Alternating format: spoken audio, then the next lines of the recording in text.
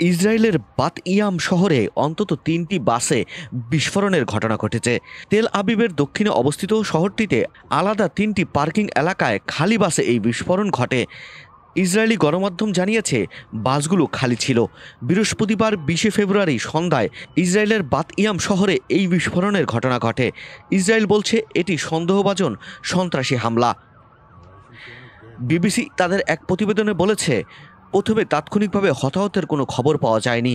তেল আবিবের দক্ষিণে অবস্থিত বাত ইয়াম শহরে ৩টি বাসে বিস্ফোরণের পর অঞ্চল জুড়ে থমথমে পরিস্থিতি বিরাজ করছে।